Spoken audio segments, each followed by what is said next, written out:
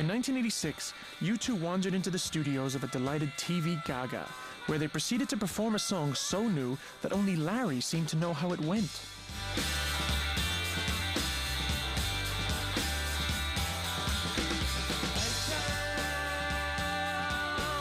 Your tide is turning in this town, in this town. I walk through your city streetlights, look torn down in your city streetlights. In this town, I'm waiting. In this town, in this town, I'm waiting for you.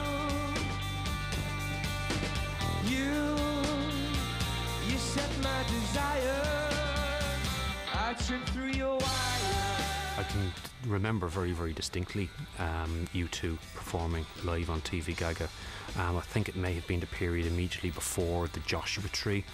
I mean, visually, Bono looked as if he was on a different planet. It was the suede jackets, which were obviously suitably dirtied up by the stylist. I mean, it was the bandana ears, the stubble. The first time I would have seen U2, there was just huge energy. That comes across in their televisual performances. They weren't afraid to actually to go for it, and they weren't afraid to fall on their face.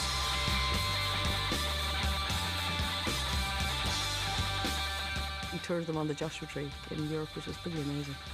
It's the first time I remember walking out on stage to Party Girl. He used to ring up a girl on stage, and McGuinness said, just, pinch him on the ass, because he's not, the noise, the sound was phenomenal. Just to be on that stage, I mean, how they're not all deaf, they probably are, but how they're not, it was just incredible. But the energy was just something else. And I think it's interesting to think that all these years later, the Joshua Tree has been voted the best Irish album ever. In this town, in this town,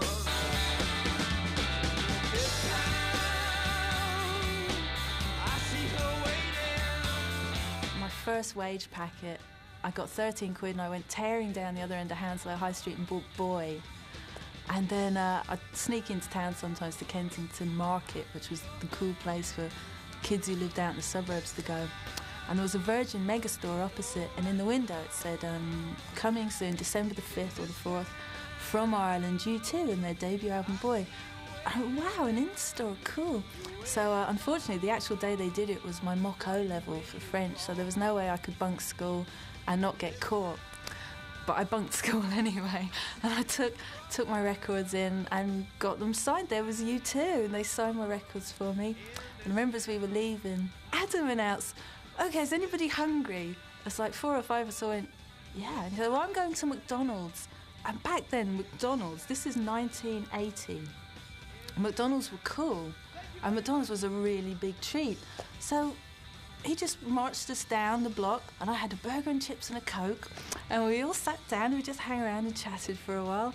And I just sat there going, I have to be a bass player. So it's all down to Adam Clayton.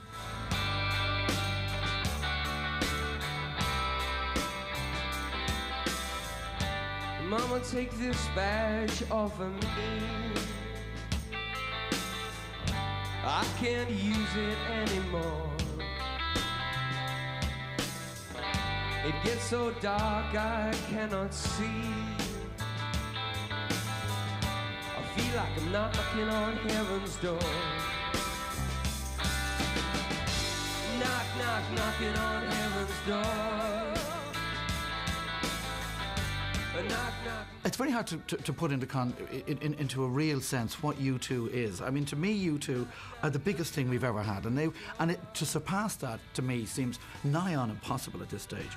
But to go back to, how fabulous were they when they began? They were like all the other bands, but they just became this rolling machine. I want to thank a lot of people for making it one of the best years of our lives. Thank you. Good night to you. I seem to think, if memory serves me correctly, they pulled some young goth out of the audience and handed him a guitar, just let him rip, and you know, I mean, you know, that kind of stays with me. I mean, that's not an image you kind of forget too quickly. Knock, knock, knocking on heaven's door.